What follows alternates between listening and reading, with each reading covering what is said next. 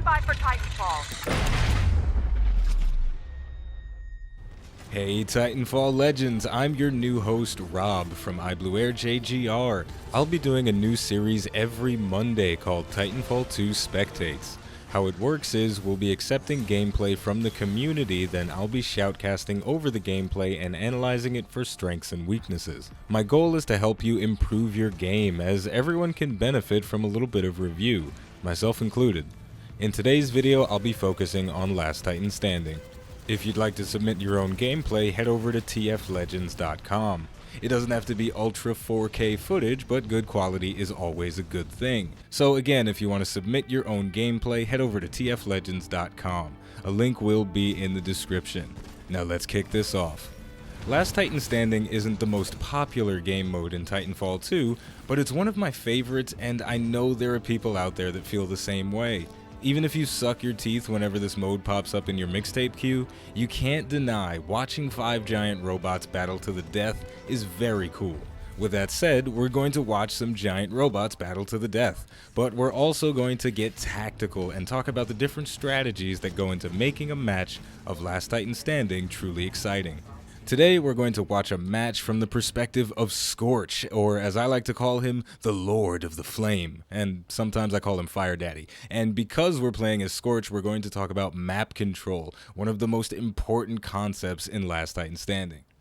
I'll put it to you this way, if you don't control the map, the enemy team is going to walk all over it, and in the process they're going to walk all over you and the rest of your team, and nobody likes getting stepped on. It isn't very fun. So the team composition for round 1, we have 2 Scorch, 2 Ion, and a Tone. A nice well-rounded team. We've got 2 heavies and 3 mediums. We've got a nice amount of damage, a nice amount of bulk, and Scorch is exceptionally good at controlling areas of the map.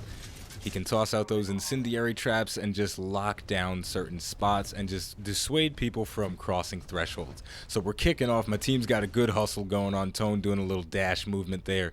And which way am I going to go? It looks like I'm going to follow behind Tone because the rest of the team is going down the sort of right pathway. So I'm going to follow up on the left side. And it looks like we've already got enemy contact. It looks like an Ion is coming through. So I'm going to toss down a firewall, block his escape, and I'm also going to toss down an incendiary trap. And we've got an enemy Legion trying to approach, but setting that trap on fire is going to completely deny his safe approach. He can still come through if he wants to, but he's going to get burnt up if he does. So Legion is backed up into a bit of a corner, going to throw out another firewall to deny his escape, tossing an incendiary trap as well, and then the flame core is going to come out, and all of that is going to compound into a lot of damage, sending Legion into the doom state, and then he's going to toggle his nuclear ejection. So we cleaned up a decent amount of the enemy team. 3 Titans of theirs are down, only 1 Titan of ours is down, so we are in a good position now. And boom, Ronin is going to take a grenade to the face. Now there's only 1 enemy Titan remaining. We've still got a decent amount of Titans remaining on our side, but I am going to take a laser shot to the face. Let's take a look at the kill cam there. Look at this man,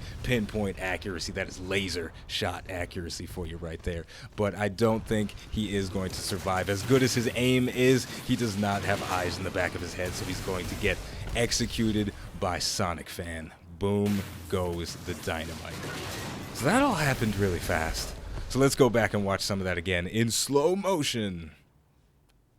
Map control is all about maintaining a positional advantage over your enemy so that their movements become easily punishable by your actions. When you're playing as Scorch, you're controlling the map by setting it on fire and again denying the enemy safe passage through certain areas and punishing them should they decide to cross your thresholds. And the key words there being your thresholds. You're drawing proverbial lines in the sand with fire and you're telling the enemy, "Thou shalt not pass," because it's hot, but more importantly than the heat is this space is mine and I don't want you over here.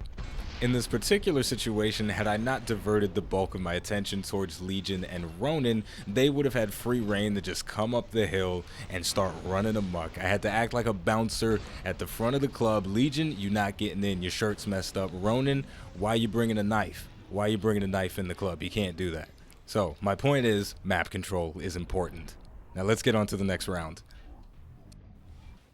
Round number 2 is beginning. The team composition is going to remain the same, 2 Scorch, 2 Ion, and a Tone, but the beauty of Last Titan Standing is the fact that you can change your team composition before a particular round starts. So if things weren't going too well in the previous round, you can change things up, maybe get a little bit more synergy, or if you just want to play a different Titan, you can do that as well. So here we go. We're getting that nice hustle. Tone is going to use her boost.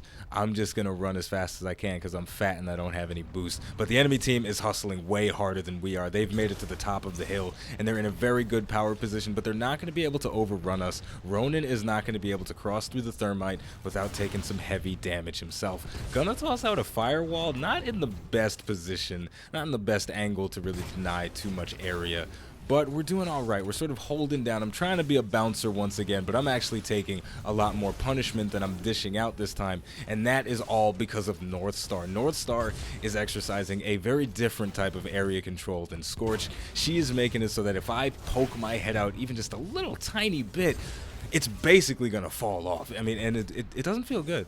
It doesn't feel good at all. But we're actually seeing the sort of counterplay to Scorch's area denial, right? Scorch doesn't want people to move into certain territories, but Northstar, she doesn't need to be in your territory to deal damage to you and to be effective. She just needs to get her sights locked on you, and then you're going to die. But we are going to walk away with the round victory, but that is quite possibly because the enemy team was down a member. I don't know if it was a disconnect or if somebody just got upset and decided to quit, but we're going to take a look at that again in slow motion to talk a little bit more about what was going on in that round.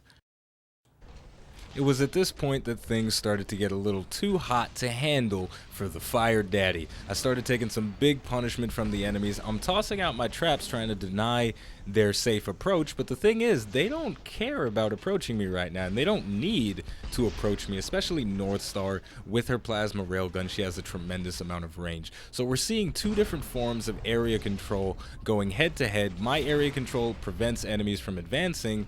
Northstar, on the other hand, she wants enemies to move. She wants enemies to try and charge after her so she can get them right between the eyes with that plasma railgun. Look at that. You're seeing bullets whizzing past the screen. That is intense. So I'm going to poke out my head one more time, trying to be cheeky with my grenades, and I'm going to get severely punished for it, and I'm going to get sent into the doom state. So we're seeing two different forms of area control going head to head. Which one is better? Which one is worse? I think it's good when they both work together. So let's go on to the next round.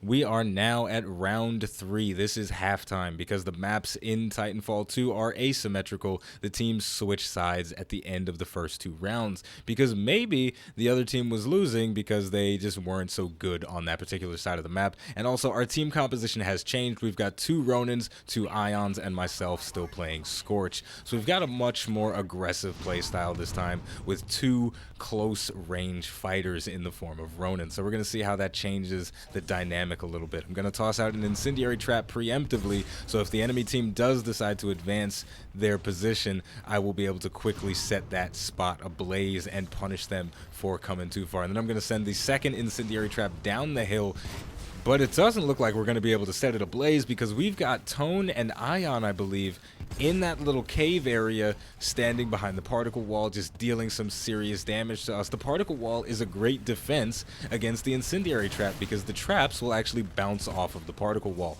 But the good thing is I can still set it on fire. So if Tone does want to advance her position, she's going to have to walk through the fire. And I'm sure you already know this, but stepping in fire, it hurts. It hurts your toes. They get burnt up.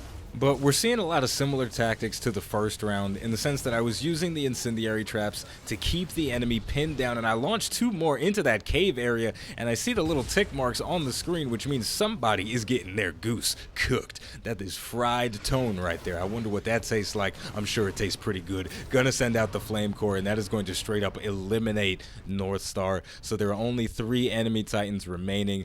I don't believe they are in this cave, but if they are, yes, they are in the cave. That Tone is going to be finished off, though, by a pilot. There's 1 Tone remaining. Unfortunately, she's going to put up the particle wall, and we're seeing that incendiary trap bounce off of it. We are going to walk away with the win. I went into the doom state at the end there, and I probably would have died had my teammate not snuck around from behind with that MLG grenade launcher to finish off the enemy Titan. And there we go. We are all finished for the day. If you enjoyed this, be sure to check out my personal channel for more content like this for Titanfall 2 and many other games as well. This has been your host Rob from iBlueAirJGR, and until next time, stand by for Titanfall.